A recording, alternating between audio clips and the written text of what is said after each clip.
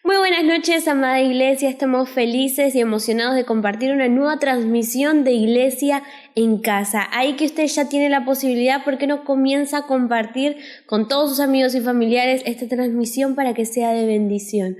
Hoy nos va a estar ministrando un adorador, un salmista, alguien a quien Dios trajo el llamado a su vida y también a su familia. Así que esperamos que disfrute nuestra transmisión.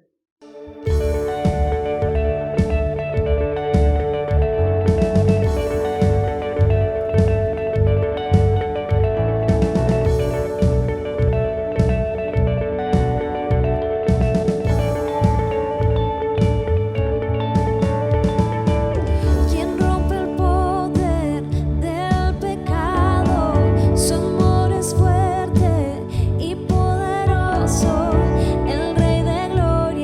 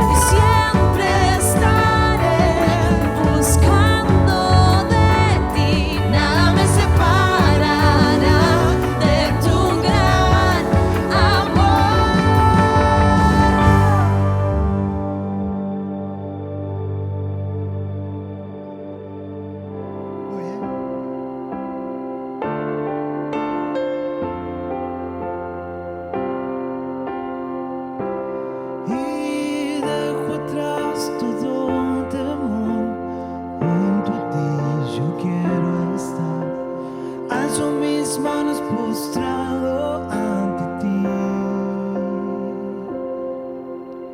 Tengo motivos para estar aquí. Tu amor me atrae a ti. Mi deseo es ver tu majestad. Te necesito a ti.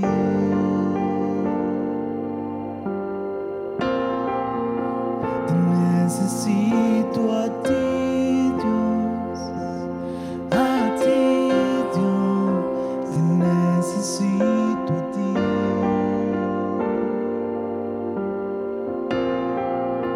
Te necesito a ti, Dios.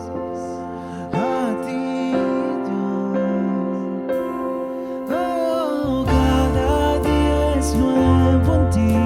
Tu espíritu puedo sentir. Con tu voz atraes mi corazón. Lejos de ti no hay salvación. Perdido estoy sin ti, Señor. Tengo paz y tú conmigo estás. Te necesito a ti.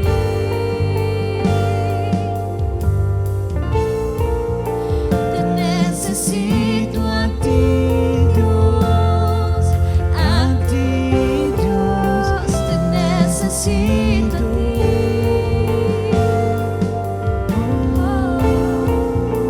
Te necesito a ti, Dios.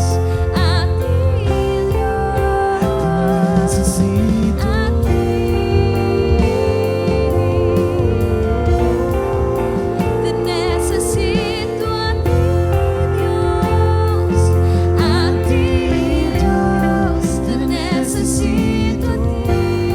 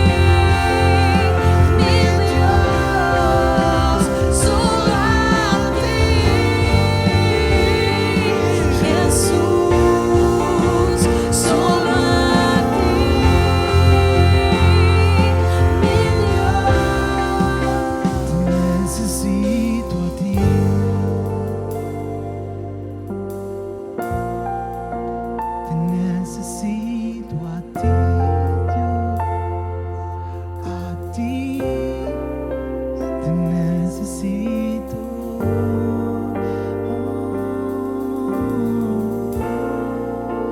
Te necesito a ti, Dios, a ti, Dios. Mis hermanos, bienvenidos a esta nueva reunión de Iglesia en Casa. Es para mí un enorme privilegio poder compartir nuevamente la palabra con ustedes, este tiempo tan especial que Dios nos da. Voy a compartir una palabra, no va a ser muy largo porque es sobre todo una reflexión que Dios me dio anoche, mientras le pedía a Dios que me hable acerca de cuál es la palabra que Él quiere darnos hoy a nosotros. Me apoyé sobre todo en un libro hermoso de Oswald Sanders que habla acerca del liderazgo, un tremendo libro que les recomiendo. Y bien, hay algo que hoy Dios nos quiere decir.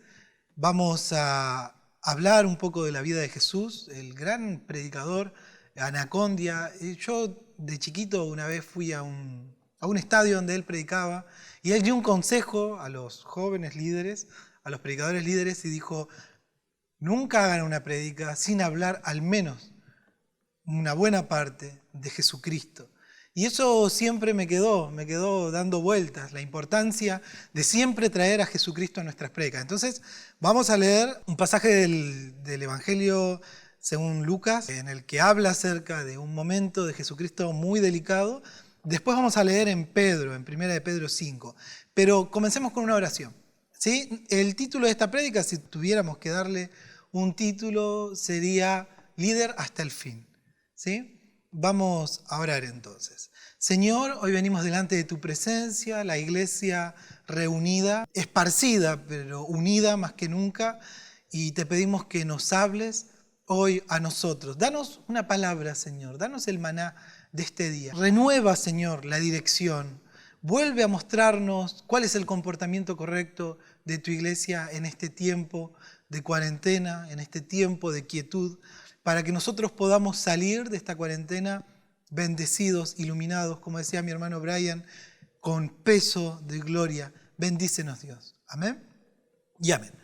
Bueno, mis hermanos, el otro día escuché una frase, no sé si se la escuché a mi papá, al infectólogo Conrado, ya no sé a quién escucho, una frase que decía que, creo que era mi papá, que no es tan importante cuándo vamos a salir de la cuarentena, sino cómo vamos a salir de la cuarentena.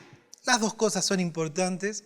El gobierno se encargará de determinar cuándo saldremos de la cuarentena, pero es trabajo de los líderes espirituales ayudarnos a salir bien de la cuarentena, a responder el cómo. Esta cuarentena, esa unión, lo que logrará es que o las familias se unan o se deshagan.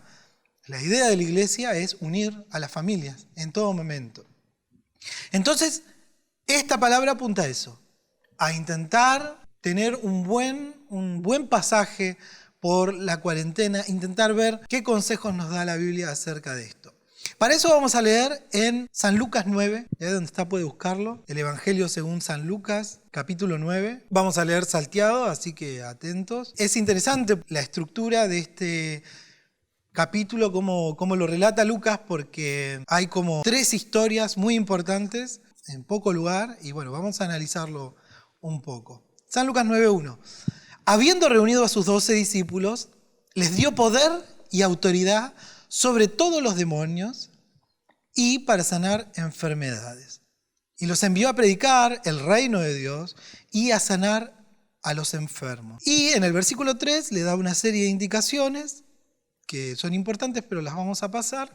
En el versículo 6, y saliendo los discípulos, pasaban por todas las aldeas anunciando el evangelio y sanando por todas partes. Del versículo 7 al versículo 9 se relata la muerte de Juan el Bautista. En el versículo 10 vuelven los discípulos. Dice el versículo 10, vueltos los apóstoles, le contaron todo lo que habían hecho.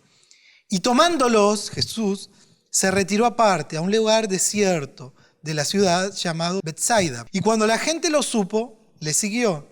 Y él les recibió.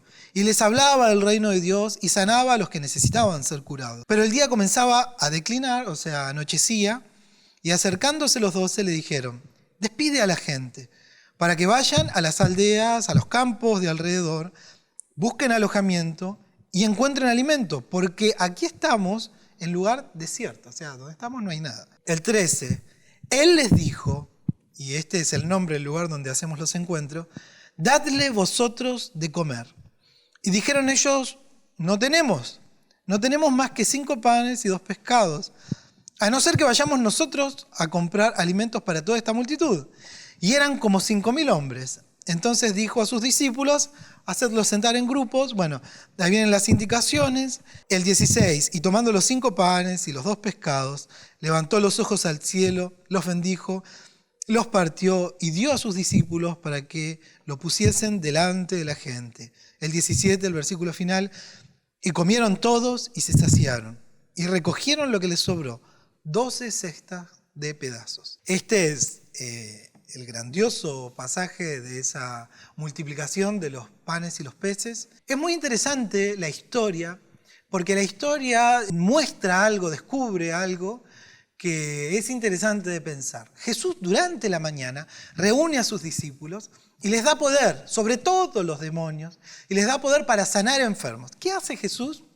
Sospecho yo, sabiendo que se venía la muerte del gran Juan el Bautista, de su amigo, hasta su familiar, despide a los discípulos para estar un momento a solas. Cuando envía a sus discípulos, los discípulos, es tremendo lo que sucede. Sanan enfermos, echan fuera demonios, traen libertad. Todo lo que Jesús venía haciendo hasta ese momento, lo que era potestad de Jesús, sanar enfermos, liberar a los cautivos, los discípulos logran hacerlo por ellos mismos. Esto es un pantallazo, es un flash forward, o sea, un flash hacia adelante, es una muestra de lo que sigue, de lo que iba a ser la gloriosa iglesia apostólica, la iglesia de los apóstoles, la iglesia de los milagros. Fue un momento maravilloso donde pudimos ver lo que iba a pasar luego de la muerte de Cristo, que los milagros nos iban a seguir, inclusive después de que Jesús dejara la tierra. Un momento glorioso completamente. Jesús en soledad conoce la noticia de la muerte de Juan el Bautista, pero cuando vuelven los discípulos vuelven, imagínense, como cuando vuelve un discípulo que logra hacer lo que su líder, lo que la persona que admira, hacía. Vuelven en éxtasis, vuelven felices. Logramos hacer lo que vos hacías y le cuentan historias y yo sané a este y yo liberé a tal. Y entonces Jesús ahí, no sé si acá o en otro, dice: sí, yo he visto caer al maligno. Es un momento tremendo. Entonces, mientras comentaban todo eso, Jesús se aparta con ellos y quiere tener un momento a solas para escucharlos, para compartir este momento de victoria. Y, como siempre, a Jesús lo siguen las personas con necesidad. Y Jesús es ese corazón tremendo que tenía nuestro Maestro. Se hace un momento para sanarlos, para hablarles de la palabra. Y se va haciendo de noche, dice la Biblia, y los discípulos dicen: bueno, Jesús, ya habría que mandar a estas personas a las casas porque no tenemos cómo darles de comer. Ahí es donde yo quisiera detenerme. Durante el día estos discípulos hicieron milagros increíbles. Hicieron cosas que nunca habían hecho. Tome contexto de quiénes son las personas que hacen milagros. Pescadores, recaudadores de impuestos, personas comunes y corrientes, personas sin linaje espiritual, que no son hijos de nadie, personas que hasta ese momento no tenían actividades seculares. De repente hacen milagros y revolucionan ciudades enteras. Esas personas, minutos después, o horas después mejor dicho, no saben qué hacer con una multitud hambrienta. Al inicio del día hacen algo tremendo, pero al finalizar el día se encuentran con un problema, que la gente no tiene que comer y no saben qué hacer. No supieron conectar lo que había pasado a la mañana con lo que pasaba a la tarde. Y esto nos deja una enseñanza. Si a la mañana logramos hacer milagros, si Dios hasta este momento de la cuarentena nos sostuvo con milagros, ¿cuál es la razón para temer de lo que viene? ¿Cuál es la razón para tener miedo de lo que sigue? Solamente los que lograron conectar lo que pasó a la mañana, si Dios nos dio poder para sanar enfermos, debe ser que ese poder sigue en nosotros para multiplicar panes y peces. Por eso hubieron algunos nada más que le dijeron a Dios, esto es lo que tenemos. El error está en no seguir con la misma actitud que tuvieron durante el día. No conectar lo que sucedió durante el día con lo que pasaba a la noche. Durante el día hubo fuerza para ir a las ciudades, para ir a las células, para predicar el evangelio fuera de casa, para salir y sanar a los enfermos que estaban lejos de mi ciudad. Pero a la noche, cuando vuelvo a mi ciudad, no tengo fuerzas para alimentar a los míos, para alimentar a los propios, a los que se quedaron conmigo hasta el anochecer. Esto me hace recordar a muchos líderes que son como yo, que durante el día vamos y ministramos a nuestras células y cuando viene un discípulo con falta de fe, les hablamos y les decimos, tened fe, confía en tu Dios, damos palabra, pero cuando llega la noche, cuando llega el día malo o llega la noche, el cansancio, y estamos en nuestras casas con los que nos siguen hasta la noche, ¿no? Con los que nos son fieles, nuestra familia, nuestros hijos, nuestra esposa, nuestro esposo, ahí nuestros bebés, ahí ya no hay más palabras, bueno, ya no tengo más nada. Ya no tengo fuerza, bueno, Dios, no sé, que se hagan cargo. Y eso es un error, porque fíjense, eran los fieles. Yo imagino que muchos de esos que se quedaron hasta la noche fueron los que quedaron maravillados con los milagros de los discípulos. Fueron los que fueron sanados y no se quedaron en su aldea, sino que dijeron, debo seguir al que me sanó como una actitud de gratitud. Los discípulos no supieron alimentar a los fieles. Y acá es donde entra en escena Pedro. Vamos a ir a Primera de Pedro, un tremendo versículo que mi papá nos leía a principio de año en nuestras vacaciones, como una palabra importante para tener en cuenta en el liderazgo de este año. Primera de Pedro 5 dice, apacentad la grey de Dios es el título. Pedro habla, ruego a los ancianos que están entre vosotros. Yo, anciano también, con ellos. Acá la palabra que usa Pedro es isos, de igual. Isos es el que es igual. Los triángulos que son isósceles son los que tienen los lados iguales, ¿no? Eso que es igual. Yo que soy igual a ustedes y testigo de los padecimientos de Cristo, que soy también participante de la gloria que será revelada. Y empieza a hablar Pedro.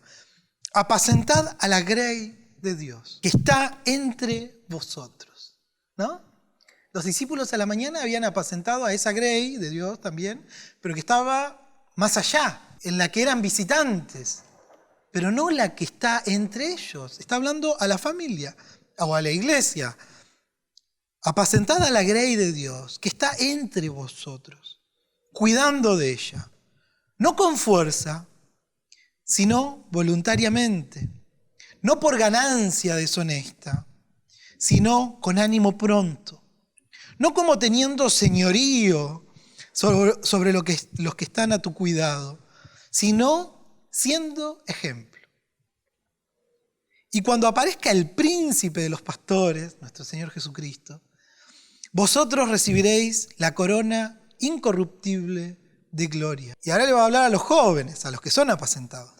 Jóvenes, igualmente, estad sujetos a los ancianos y todos sumisos unos a otros, revestidos de humildad, porque Dios resiste a los soberbios y da gracia a los humildes. Humillaos pues bajo la poderosa mano de Dios, para que Él os exalte cuando fuere el tiempo. Y echando toda vuestra ansiedad sobre Él, porque Él tiene cuidado de vosotros. Amén. Acá entra en escena Pedro exigiéndonos apacentad a la grey, pero hay algo muy interesante. Pedro dice como Dios, como lo haría Jesús, y da una serie de consejos, ¿no? No haciéndolo como con señorío, sino apacentad como lo haría Dios. Es interesante, no es que creo yo, es algo así. Las dos personalidades más importantes del Nuevo Testamento después de Jesucristo, ¿no? Son Pedro y Pablo. ¿no? Es más, los católicos cuando festejan el día de Pedro y Pablo, lo festejan el mismo día, porque no se ponen de acuerdo cuál es más importante. Yo sé que el liderazgo de Pedro medio que le gana al de Pablo. Piensen que para la Iglesia Católica Pedro es como que termina siendo más importante, a pesar de que Pablo escribe, como todos sabemos, la mitad del Nuevo Testamento. Pedro tiene un liderazgo que va más allá. Tal vez haber estado en la transfiguración, tal vez haber caminado sobre las aguas, le dio entre los cristianos primitivos una posición preponderante sobre Pablo. Por algo Pedro es el primer papa, ¿no? Es como esa imagen del liderazgo de la iglesia, y Pablo queda en un lugar de ese gran sabio que escribe la doctrina. Pero, ¿a qué voy? Pedro habla acá como el padre de todos, el apóstol de los apóstoles, el líder de los líderes, ¿no? Ese gran padre que habla. Pablo habla más como un gran maestro, alguien que escudriña la palabra, va hasta los secretos, lea Efesios, una cosa impresionante. Pero Pedro, no. Pedro tiene más una actitud de le hablo a todos, ¿no? Es una actitud espectacular la de Pedro, de un padre, ¿no? De un pastor. Ahora, él nos recomienda, háganlo como lo hacía Jesús. Háganlo a esa manera. ¿Y cómo lo hizo Jesús? Bueno, Jesús sirvió hasta el fin. Y sobre todo en el día malo. Pensemos en la crucifixión de Jesucristo. Jesucristo hasta el fin, él tuvo paciencia para hablar con el ladrón que tenía a su lado. Hoy me comentaba mi papá una observación que me gustó mucho. Jesús tuvo hasta el fin fuerzas para mantener unida a su familia. Cuando habla con su hermano y su madre, le dice, aquí tu madre, aquí tu hermano, y une, ¿no? Logra, en medio del desastre, de la tragedia, en medio de lo siniestro, de la muerte de Jesús, él logra unir, tiene tiempo para unir el lazo entre su madre y su hermano. O sea, Jesús es esa persona que hasta en el dolor nunca deja su lugar de liderazgo. Cuando todos desmayaban, él da el paso adelante. Y en medio de su sufrimiento, de su agonía, de su pasión, tiene tiempo para mirar al de al lado, darle una promesa de vida eterna, decirle, vas a estar conmigo. No le dice, bueno, vas a estar y yo voy a... No, vas a estar conmigo en el paraíso. Entonces, Jesús siempre fue así. Inclusive en el día de los milagros, ¿no? Jesús al final del día, luego de haber sabido de la muerte de Juan el Bautista, en medio de su tristeza, Jesús tiene fuerza al final del día para alimentar a los que tenían hambre. Debemos alimentar a nuestras familias al final del día. Debemos tener esa responsabilidad nosotros. No podemos, mis hermanos, servir a nuestras células, servir a los que tienen necesidad, servir a los que necesitan una palabra de sabiduría y al final del día, cansados, descuidar a nuestras casas. Son nuestra primer célula, son lo más importante que tenemos, son los que nos siguen durante la noche. Nuestros discípulos son fabulosos y yo los amo a mis discípulos, pero al final del día, cuando estoy solo, cuando estoy en cuarentena, ¿quiénes son los que están alrededor nuestro? Nuestros hijos, nuestra familia, nuestras esposas. Ellos son los que al final del día tienen hambre con nosotros. Y nosotros debemos ser como Jesús, no decir, bueno, que busquen dónde comer porque yo estuve todo el día haciendo milagros y no tengo tiempo para ayudar a nadie. No, nosotros debemos mantener el lugar del liderazgo, el lugar de sacerdote y darle nosotros de comer a nuestras familias. Cuando los milagros llegaron a la célula, el consejo a los discípulos, la liberación llegó a los nuevos, no puede ser que el alimento no llegue a nuestro hogar. No puede ser que el alimento no llegue a nuestro hogar. Debemos ser como Jesús. Jesús revolucionó, dio vuelta la pirámide de liderazgo. No es el de arriba el que es sostenido por muchos, es el líder el que sostiene a todos. Debemos ser líderes que sirven. Podemos ser el centro, pero como Jesús, el centro en el Calvario, el que está en el medio sufriendo más que todos, el que está en el medio del sufrimiento dando aliento hacia los costados. Podemos llevar una corona, pero debe ser la corona de sufrimiento, como llevó Jesucristo. Muchos de nosotros queremos esa corona incorruptible de la que habla Pedro. Bueno, esa corona incorruptible viene con sufrimiento. Jesús nos dio esa enseñanza. Nosotros debemos ser los primeros, pero no los primeros en ser servidos, los primeros en llevar la cruz hacia el Gólgota. Nosotros debemos ser los que servimos a nuestras familias, los que cuando ya están todos cansados, dar el paso adelante. Acá yo creo, en el liderazgo cristiano, no hay lugar para los autodidactas. No, ese autodidacta que aprende por sí mismo es imposible. En el cristianismo siempre debemos estar a los pies de Jesucristo, aprendiendo de Él, entendiendo cómo Él hace, bebiendo de las Escrituras, comprendiendo la obra de nuestro Señor Jesucristo. Y cierro con esto. Una actitud como la de Jesús, esa actitud de liderazgo en el cansancio, liderazgo en el sufrimiento, liderazgo al final del día, liderazgo luego de haber sanado y haber hecho maravillas afuera, pero manteniendo fuerza todavía para los de adentro, se sustenta en la fe.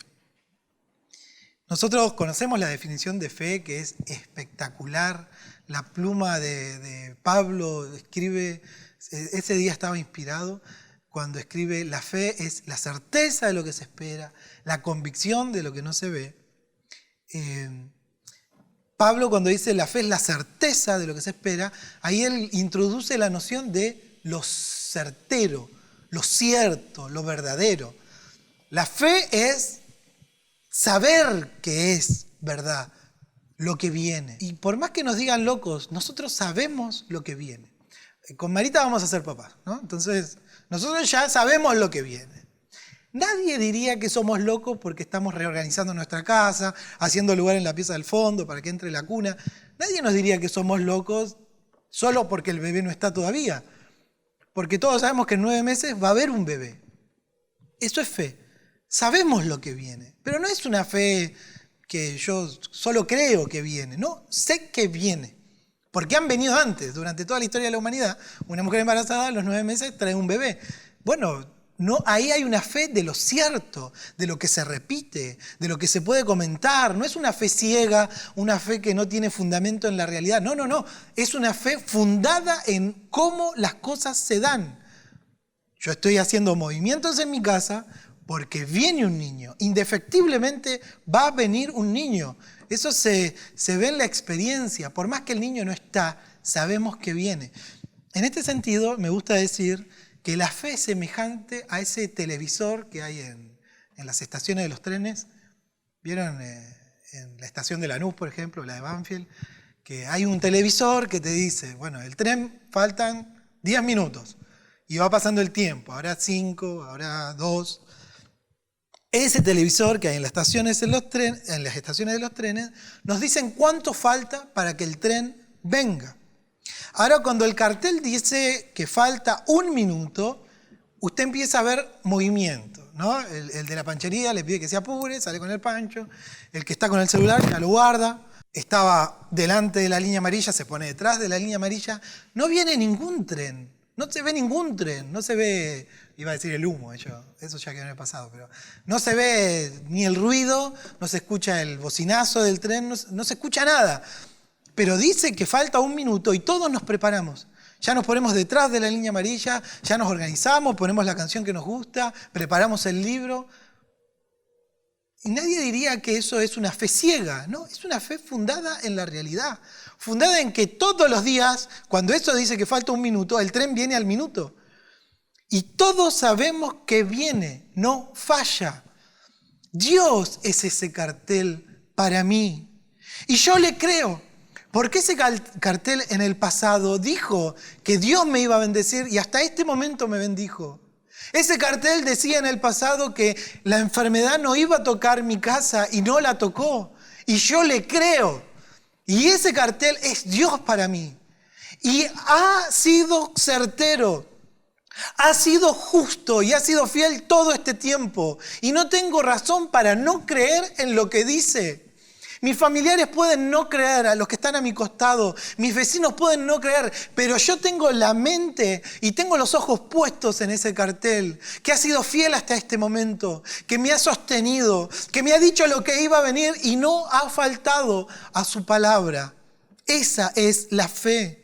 La fe que me dijo que mi Dios me iba a sostener en medio de la necesidad, y así fue hasta hoy. Y Él ha cumplido cada cosa que ha prometido. Y yo sé que Él lo seguirá haciendo.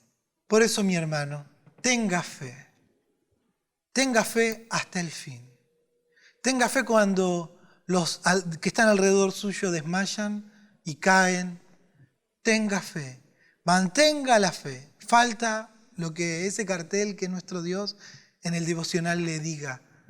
Manténgase fuerte y sirva a su familia. Sirva a su célula, por favor. Sirva a su célula. Lleve milagros. Dé sanidad a los enfermos. Dé alimento a los que pasan necesidad. Hágalo. Vayan afuera. Vayamos a las aldeas. Pero cuando lleguemos a nuestra casa y los que nos son fieles y los que nos escuchan y nos siguen hasta la noche y los que pasan frío con nosotros tengan necesidad, seamos como Jesús. Guardemos fuerza, demos un paso adelante, seamos los que sacian la necesidad en nuestras casas también. Vamos a hacer una oración. Señor Jesús, hoy estamos delante de tu presencia, toda tu iglesia, reunidos frente a esta pantalla. Te pedimos, Jesús, que nos llenes de fuerza para terminar esta cuarentena en victoria. Señor, no sabemos cuándo esto va a terminar. Tú conoces la fecha, pero todavía se retrasa el tiempo de finalización de este proceso en el que has metido al mundo. Pero Padre, nosotros confiamos en ti. Hoy tú nos pides que seamos los que sostienen nuestra casa en el momento malo, en el momento de necesidad, en el momento de hambre. No queremos, Jesús, ser profetas para afuera, ser sanadores hacia afuera y no tener fuerzas para nuestra casa, no tener fuerzas para nuestro hogar. Yo hoy pongo mis manos sobre los padres de familia que durante el día hacen el trabajo fuerte, a las madres de familia que durante el día hacen los quehaceres en el hogar, salen a buscar el alimento, tienen fuerza todavía para aconsejar a tus hijos. Pongo mis manos sobre ellos para que tú al final del día les des fuerzas para tener, Jesús, una casa ordenada, una casa saciada de amor, saciada de comprensión. Que no olvidemos que tenemos hijos que necesitan que los escuchemos, que necesitan que hablemos con ellos, que necesitan que los abracemos y les demos, Señor, una palabra de fe. Hijos, les hablo ahora a ustedes y pongo mi mano sobre ustedes. Sean pacientes con sus padres. Ellos llevan la carga pesada. Seamos de bendición. No traigamos malestar a nuestro hogar. No seamos pasamano de malas noticias, sino seamos barrera para lo malo. Seamos diligentes, en nuestro hogar. Seamos los que traemos paz y hacemos la carga de nuestros padres menos pesada. Bendigo a todas las familias de mi iglesia, bendigo a las familias de Sanru, bendigo a las iglesias de Bernal, bendigo a las iglesias de Varela, bendigo a las iglesias de Guernica, bendigo a las iglesias en Misiones, en Paso de los Libres, bendigo al pastor Ibarra, bendigo a todas las familias que nos escuchan y que nos bendicen. Y Señor, úsanos para hacer bendición en nuestro hogar. Amén, mis hermanos. Que Dios los bendiga, que esta palabra haya sido bendición para todos ustedes y guárdenla en su corazón.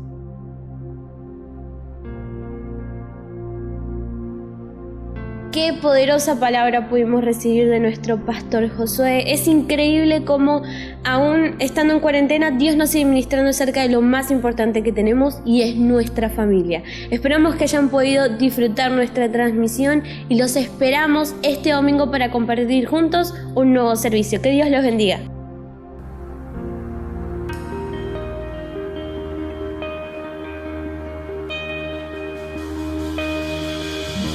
Me llamas tú a dejarlo todo atrás.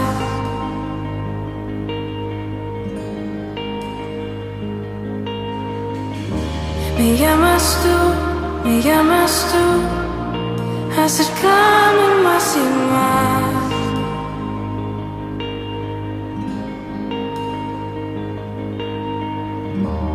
Vida das,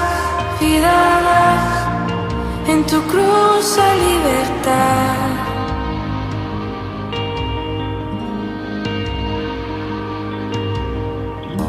Santo Espíritu de Dios, tú siempre saciarás, siempre saciarás. Y unido aquí te doy honor,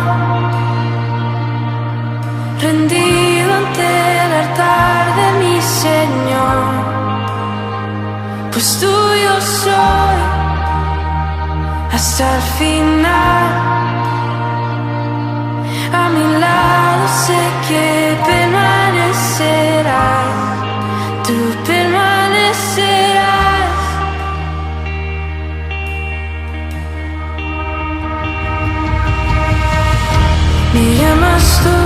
Me llamas tú a dejarlo todo atrás. Oh, oh, oh. Me llamas tú a acercarme más y más. Vida das, hey, vida das, vida das. En tu cruz hay libertad.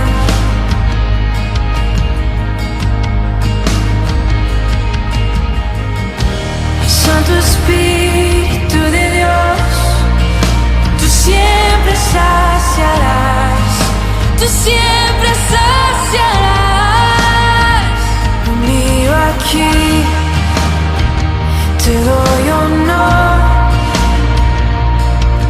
rendido ante el altar de mi Señor, pues tuyo soy hasta el final.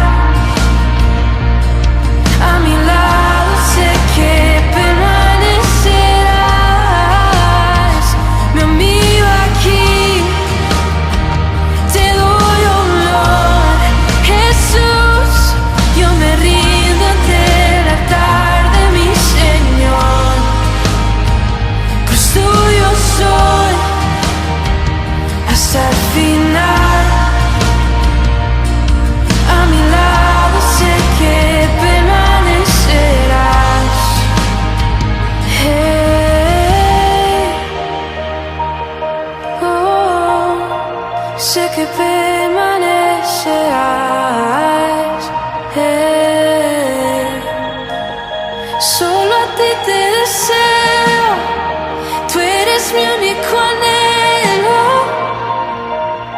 Yo he visto y he probado que eres fiel, por siempre es tu reino, tu trono es eterno, y por siempre cantaré que tú eres fiel.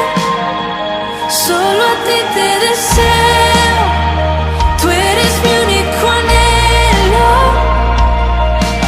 Yo he visto y he probado que eres fiel, por siempre es tu reino, tu trono es eterno, y por siempre cantaré que tú eres fiel. Solo a ti te deseo, tú eres mi único